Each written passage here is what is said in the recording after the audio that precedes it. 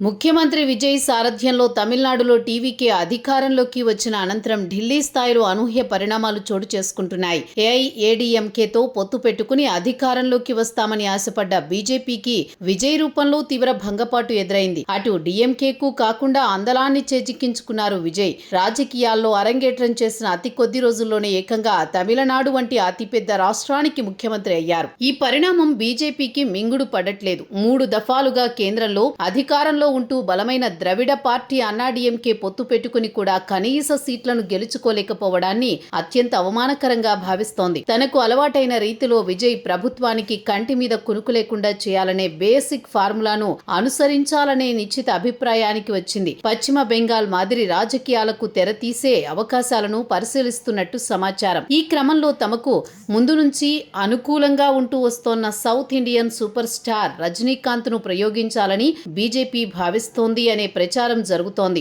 ఇందులో భాగంగా ఆయనను రాజ్యసభకు నామినేట్ చేయడంతో పాటు కేంద్ర మంత్రివర్గంలోకి తీసుకోవడం, తమిళనాడులో పార్టీ రాజకీయ బాధ్యతలన్నింటినీ కూడా ఆయన చేతిలో పెట్టాలని బీజేపీ అధినాయకత్వం వ్యూహాలను రూపొందించిందని చెబుతున్నారు. దీనిపై ఇప్పటికే రజనీతో సంప్రదింపులు సైతం మొదలుపెట్టిందని తెలుస్తోంది. మరోవంక రజనీకాంత్ లో కూడా అంతర్మథనం మొదలైందని టాక్ వినిపిస్తోంది. తనకంటే చాలా జూనియర్ అయిన విజయ్ ఎంత వేగంగా రాజకీయాల్లో అడుగుపెట్టారో అంతే వేగంగా ముఖ్యమంత్రి పదవిని అందుకోవడం వంటి పరిణామాలు ఆయనను పునరాలోచించుకునేలా చేస్తున్నాయంటున్నారు. ముఖ్యమంత్రి పదవిని చేజేతులా వదులుకున్నాననే భావన ఆయనలో బలంగా వ్యక్తమవుతోందనేది బహిరంగ రహస్యమే. ఈ నేపథ్యంలో విజయ్ను ఎదుర్కోవడానికి రజనీ అనే అస్త్రాన్ని సంధించాలని బీజేపీ కృత నిశ్చయంతో ఉందంటున్నారు. ఆయనను పూర్తి స్థాయిలో రాజకీయాల్లోకి తీసుకువచ్చి విజయ్ హవాకు అడ్డుకట్ట వేయాలని ఢిల్లీ పెద్దలు ప్రయత్నిస్తున్నట్టు సమాచారం. ఇందుకోసం రజనీని ఒప్పించే బాధ్యతలను ఇదివరకే ఆర్ఎస్ఎస్ సిద్ధాంతకర్త ఆడిటర్ గురుమూర్తికి అప్పగించిందనే ప్రచారం కూడా ముమ్మరంగా సాగుతోంది.